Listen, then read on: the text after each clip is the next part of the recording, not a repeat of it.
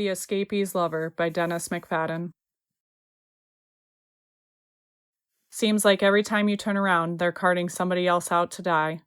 Somebody takes a stroke or a heart attack. They carry them on up to the hospital to die, or over next door to the memorial home. As a general rule, they don't like anybody dying here. Me, I'm planning on getting out of here on my own 2 feet. They call this place the Darius Litch House, not home, which ought to give you a clue right there. It's over 100 years old, and you could sail a kite in the drafts from the windows. They really knew how to waste space back in them days. There's new carpets laid down all over the place, nice and thick, so your hip won't bust so easy when you trip over your shoelace. And we got a piano up in the parlor and a TV in every room, regular lap of luxury. Even got a bunch of birds in cages and our own damn cat. I always been a dog man. For years, I seen the place every day when I delivered beer across the street. Used to have my own distributorship, but I wound up drinking more than what I sold. If you told me I was going to end up here myself, I'd have said you were crazier than all the old coots in it. I'd only been in a few weeks when Missy busted me out. I'd already busted out a few times on my own. I don't recall how many. What I do recall is I was sitting there planning my next one, sitting down there at the end of the hallway near the door. Of course, they were on to me by then and had Elroy, the janitor, keeping an eye on me. Elroy's big as an outhouse, but not near as smart. One time they told him to feed the birds and let out the cat, but he fed the cat and let out the birds. Must not have fed the cat enough, though, 'cause then she ate 2 of the birds. Ruthie wandered down the hall to where me and Elroy was sitting staring one another down. All Ruthie ever does is sleep and wander and sleep. She's the judge's widow. Missy's her kid, hers and the judge's. Ruthie's got yellow hair, and she don't look half bad if you squint your eyes to look at her. Ruthie says, "Aren't they going to feed us?" I said, "It ain't supper time yet." That didn't make a dent. "They have to feed us sometime," she said. "They just fed us." She stood there with her chin up. Her hands was working. It was like she was knitting, but there wasn't any knitting needles in her hands. We are supposed to have regular, nutritious meals. That is what we are paying for. "They just fed us our lunch," I said. "We had hamburgers." Ruthie looked down her nose at me. There's a haze in her eyes like little clouds. "Those were not hamburgers," she says. "Those were meat patties." "You can't leave. If you just sashay on out the door, the alarm goes off, and they just come out and grab you in the parking lot. I ain't as quick as I used to be. There's this keypad contraption by the door, and if you punch in the right numbers, the alarm don't go off when you open it up. But nobody'll tell you what the right numbers are to punch in. I was sitting there watching for somebody else to leave, figuring I could slip out then, but Elroy was sitting there watching me watching. Brenda, the fat nurse, comes wheeling her cart down the hall. "Chester," she says, "what are we doing?" "I don't know about you," I said, "but I'm sitting here minding my own business. You ought to give it a try sometime." "Aren't we forgetting something?" I checked my fly. It was up. My shirt was buttoned, more or less. My shoes were tied, and I had at least 2 socks on. Brenda said, "We know we're not supposed to take our picture out of our room." I clamped my arm down over it. "It's my wife's picture. We could fall and break the glass and cut ourselves. Or we could go peddle our pills somewhere else. Do you want to give it to me, or do you want Elroy to take it?" "Neither." Elroy grabbed the picture and lifted me clean up out of the chair with it. That's when Missy comes in, just as we were tussling for it. Wasn't much of a tussle. Missy had her sunglasses on, and she smiled like she walked in on a tussle every day, like we were putting on a show just for her. Then she looks over top of her sunglasses at my picture Elroy had grabbed. "What a pretty girl," she says. Brenda shakes her head and clucks her teeth and says, "Chester, you better start behaving yourself if you want to stay here." "I don't want to stay here." Brenda smiled. "Where are you going to go to?" Ruthie was wandering around up at the other end of the hallway where the couches are at. When she saw Missy, she came down and went to give her kisses, but she missed. It put me in mind of a fish trying to breathe. Then Missy took Ruthie by the hand and led her back up the hallway toward her room, and Missy looked back over her shoulder at me. I didn't remember the last time a woman looked at me like that, and it took me back, way back, to some place I couldn't quite get to because it stopped just before I got there. There was maybe 20 old women in the Darius Litch house, me and old Guiney. Me and Yaney, as a matter of fact, were the only two in the whole place that had balls. Why is it women live so much longer than men? I got my own theory. We spend all our lives pumping them full. They spend all theirs draining us dry. Simple as that. In the long run, it's bound to tell. Old Yaney must have been damn near 100. He just sat up there all day long on the couch in the hallway with his cane poking up between his legs, his hands resting on top of it like it was his pecker. He hadn't said nothing all day long.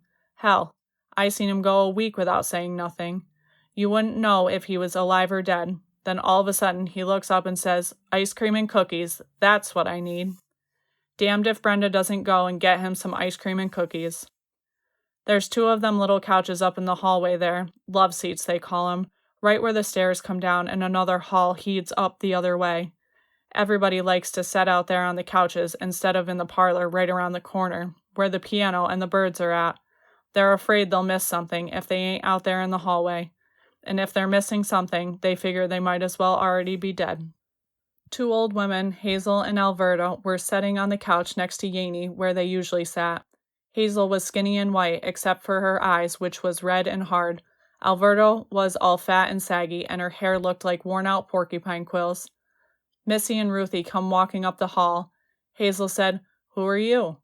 "Why, that's Ruthie's daughter," Alberta said. "No, it ain't," Hazel said. Missy just smiled. She still had her sunglasses on. Just then Yaney starts hacking up a storm. Yaney had black lung. When he got to hacking good, he sounded like he was trying to cough one up. "Yaney, please," Hazel said. "We got company." So Yaney quit coughing. Then he leans over on one cheek and cuts one loose. Never even bats an eye. "Why does he lean over on one buttock like that?" Ruthie said. "So he don't shoot straight up in the air," Alberta said, and Hazel come out with a red-eyed cackle. Ruthie said, "Is he eating ice cream and cookies?" She couldn't believe it. Missy said, "Mother, I think The Price is Right is on." "Wonderful," Ruthie said.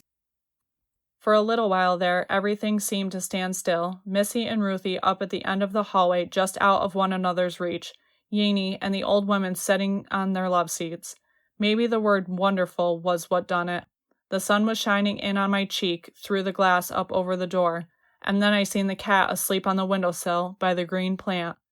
I smelled something that smelled like raw potatoes, and it put me in mind of my Helen fixing supper and how the knife used to click on the kitchen counter, and how the onions used to sizzle in the frying pan. That lasted maybe an hour, and then Missy comes walking down the hall toward me all by herself. She punched the number in and opened the door. Then she stands there holding the door open, staring back at me over top her sunglasses. "Well?" she says. Elroy's chair was empty. I said, "Hold on a minute."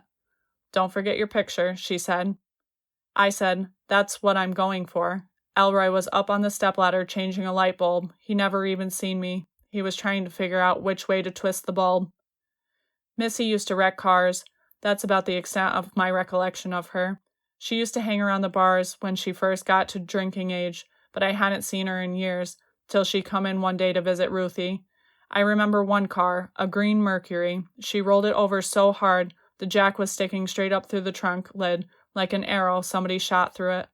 But she never killed nobody, and her old man was the judge, so nothing much ever come of it. Then she got married and moved off. She said, "You're Chester Emmerich, aren't you?" "Chet, I remember you. You used to deliver beer." Her voice was kind of deep, like an echo out of a well. She took off her sunglasses and cleaned them, with the hem of her skirt, which was red. Her eyes was all puffy. I said, "How come your folks named you Missy? Didn't they think you was ever going to grow up?" "No, and they were right. Hop in." It was a little red car with bucket seats I wasn't sure I'd be able to climb out of, but I didn't have no place else to go. "This thing got safety belts?" She laughed. "I'm all grown up now, Chet. I haven't wrecked a car in probably a week. How about I buy you a drink?" "You sweet talker," she nodded across the street toward the pub bar. "Over there?" "They don't serve me over there. Last time they just called them up on the phone to come over and get me." "How about the Green Lantern?" "They don't serve me in there either." "The Golden Bull?" "Nope." "You still barred from Jum's too?" I just looked at her. I couldn't remember. I drew a blank on Jum's. She had a little grin. "I wasn't sure there was any place in town that was going to serve me anymore. I'm just cheesing you, Chet. she said. Jum's has been closed for years. I ain't got any money on me, I said. My treat. How about the Holiday Inn? It was out by the interstate. That sounds good. That ought to do just fine. They wouldn't serve me there either. They had my picture taped up by the cash register next to a bunch of bounce checks. Missy said, I know a place, and she took me for a ride. She must have been going 100. I kept a hold of my picture, kept it face down on my lap. We'd crest a hill and glide down and then up again, and from up on top you could see pastures and farms and woods, all laid out for miles around in the sun. I felt like I was flying. I felt like I could whip Elroy. Some noise was on the radio, and what with that and the wind in my ears, I didn't have to try to think any. I didn't know where I was or where we were going to, but I'd been there before, so it felt like going home. Missy turned down the radio, reached over, and tapped my picture. Is that your little girl? That's my old lady, Helen. You know, they have wallet-sized pictures that fit in your wallet. I ain't got a wallet. So how come you lug it around like that? I lied, just to piss him off. You sure it isn't your little girl? She looks awful young. Well, she ain't awful young. She's dead. Who? Your wife or your little girl? I had to think. Yep. I'm sorry. You just get to where you're sick and tired of it all. Yes, you do, Missy said. We swooped down around a banked curve and swooped back out again, but my stomach kept heading out toward a big silo in the field. We come on this big old Buick doing about 30, and Missy slammed on the brakes, honked her horn, and zipped around it. There was an old woman driving it. She bowed her head at us like we were on a mission from the government. So how's my mom doing? Missy said. Ruthie. Ruthie? She's a bubble or two off plum. Do you think she's happy? Hell no, I don't think she's happy. Happy? She smiled. I wasn't expecting that. You reap what you sow, Chet. What goes around comes around, kind of like a boomerang, don't you think? My brain was beginning to itch, if you say so. Sometimes I go into the Darius Litch house and I don't even go to her room. Did you ever notice that? I go up and sit in the parlor all by myself just to listen to the birds. She looked over at me and I pointed toward the road. And there's poor Mommy just down the hallway waiting for me, wondering where in the world I could be. I took my eyes off the road long enough to look at her. Oh dear, what can the matter be? Missy sang with a little grin. Oh dear, what can the matter be? I pointed toward the road. She said she lived in Grayville, or Grave Hill. I ain't sure which. She pulled up in the parking lot of some motor lodge place, and in we went. It was a lounge, not a bar. As a general rule, I don't like lounges, but the beer was cold, and you can't ruin a good shot of 7. She started in on the margaritas. The bartender was some kid in a yellow vest who kept looking at us like we just climbed out of a flying saucer. He was as good as invisible to Missy. She played some country tunes on the jukebox and told him to crank it up. She lit up a smoke and looked like she could have lived there, perched up on the bar stool with her legs crossed and her skirt hiked up. Legs weren't half bad either. I couldn't get a fix on the room. There was walls of mirrors in front of other mirrors, and walls made out of glass bricks, and black walls with little spots of colored lights, and half walls, and walls every which way, all kinds of angles and steps and levels. One big wall of windows with red curtains that were glowing from the sun outside. I had to grab a hold of the bar to keep from sliding off. I got hungry. They didn't have any pig's knuckles or pickled eggs, damned lounges. Kids give us a bowl of goldfish, little crackers, turned my fingers yellow. Missy didn't eat any. She said she hardly ever ate, and she was skinny enough I believed her. The opposite of Ruthie, always worrying where her next meal's coming from. So we drank to Ruthie. We drank to Missy's 3 husbands she told me she'd been through, one at a time. We drank to Helen, and we drank to cancer. She didn't want to drink to the judge. She said, "Fuck the judge." Then she giggled and said, "Pardon my French." She told me now that I got old. I reminded her of the judge. She called me the poor man's Herman Folkrod.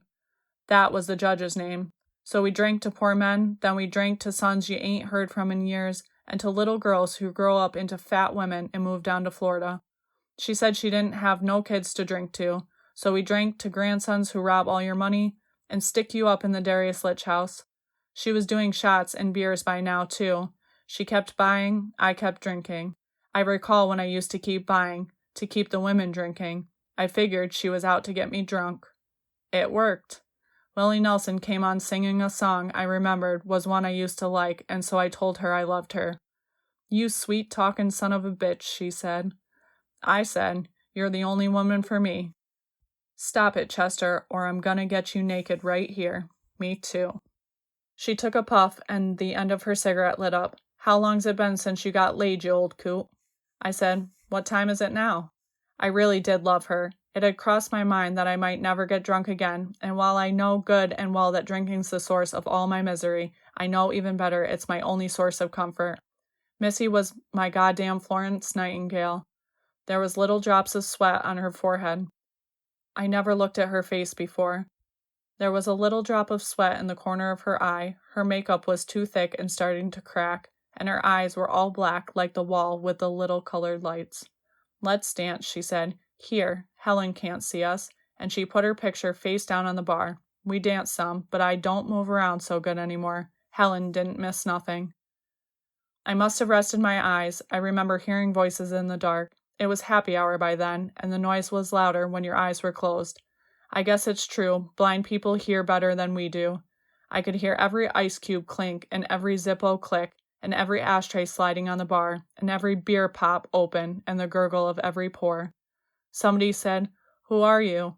And I heard Missy say, "I'm Daddy's little girl," and there was laughing and chattering and people all talking at the same time. Somebody said, "What do you do?"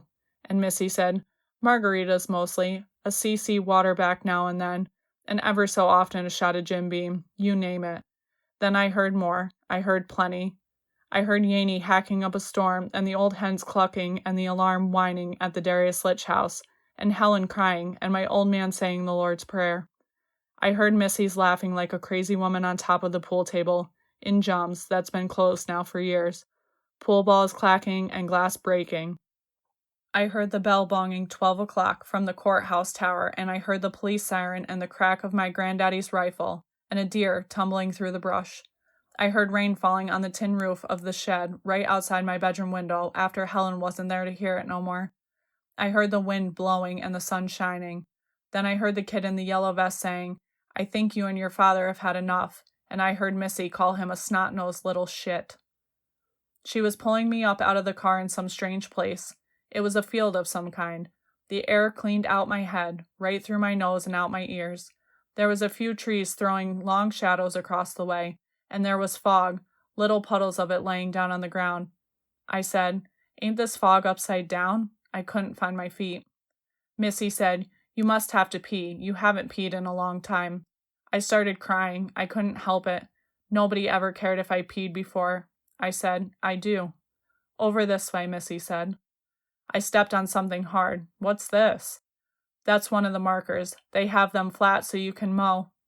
I kicked the fog away. It said, "George Owl's house, 1916, 1981. We in Grave Hill?"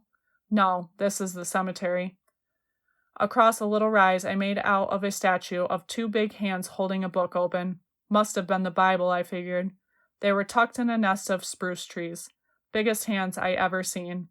Down the other way, I made out a mound of rocks with golden letters on it that said Babyland. "Says over there, we're in Babyland."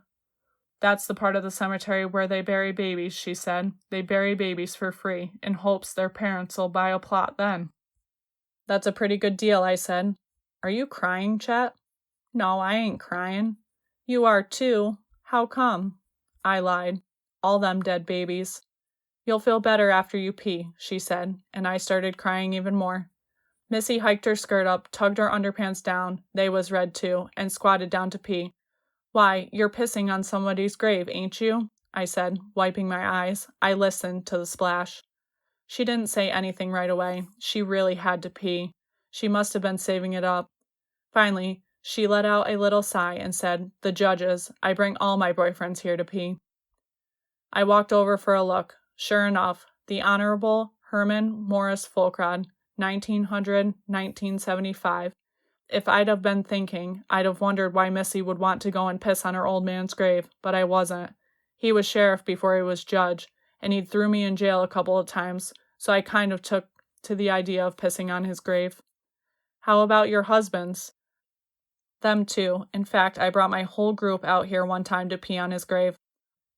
A whole group? I said. She'd stood up again by now, all at the same time? Yeah, it was kind of crazy. She looked down to admire her little puddle in the fog. Well, hurry up.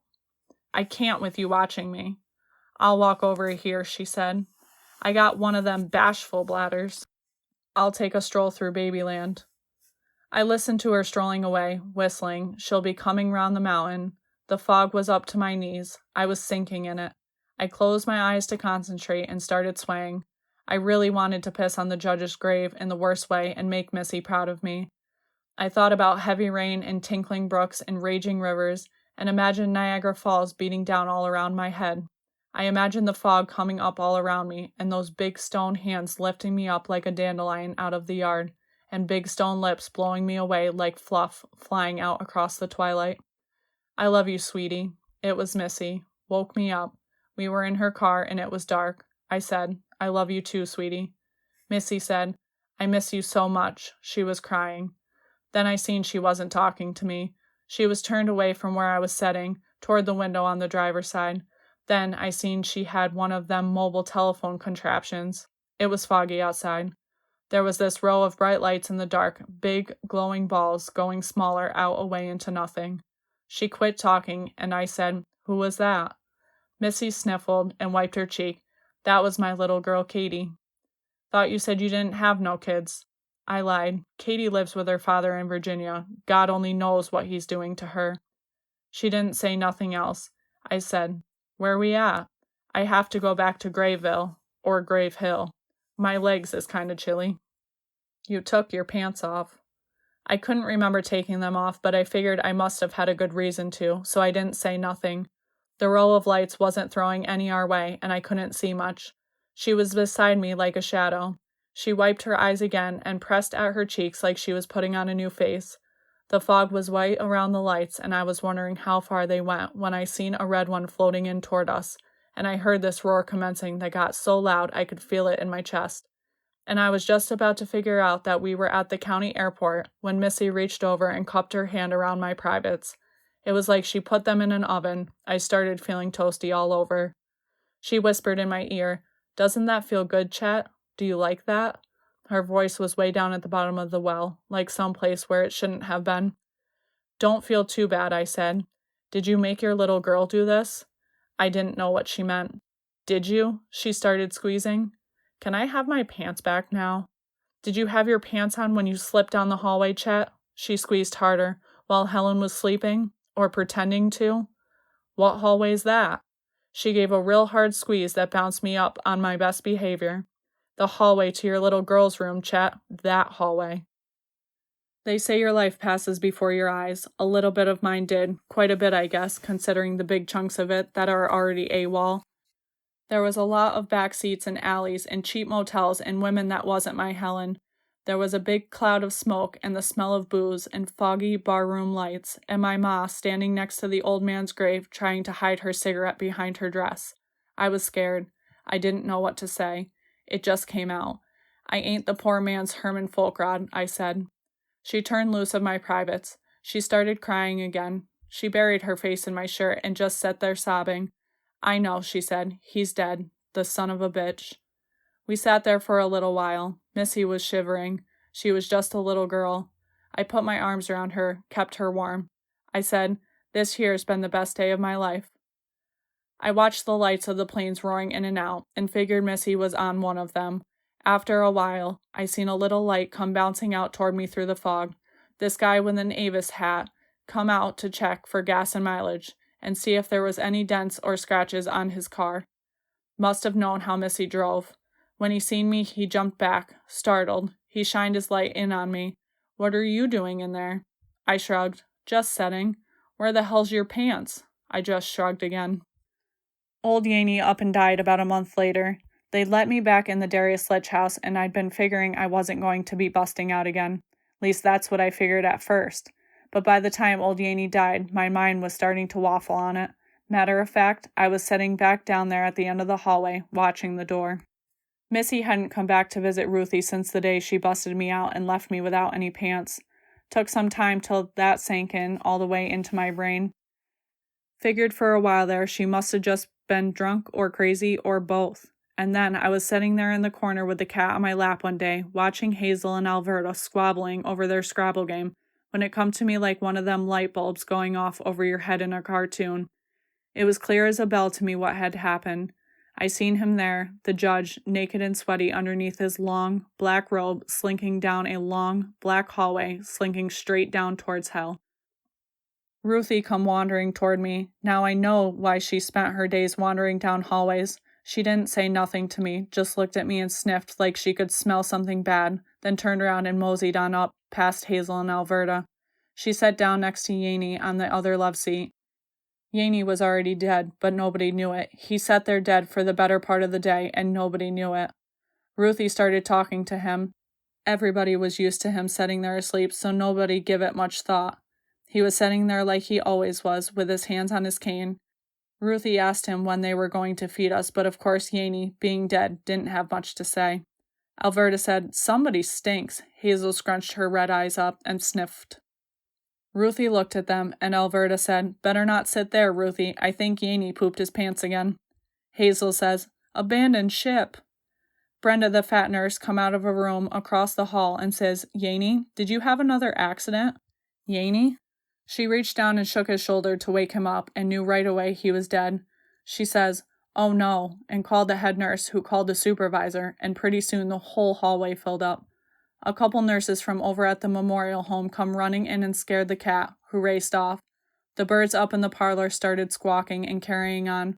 Ruthie couldn't figure out what all the fuss was about, why everybody was standing around gawking at her and Yaney. Brenda said, "Ruthie, get up. Get up, Ruthie. Yaney's passed on." Ruthie was in a snick 'cause she had to get up. She didn't like all the commotion. She wandered toward me, back at the end of the crowd. I was the only man in the place now, at least the only one still breathing. Ruthie says, "Does this mean they're not going to feed us?" I said, "Yep, sure looks that way." She looks at me like somebody just tore her heart out. I said, "Tell you what, Ruthie, old girl, I'll go out and pick us a mess of sprouts and greens and you can fry 'em up in your frying pan." She didn't like that idea. She looked down her nose at me, from behind, them little clouds in her eyes.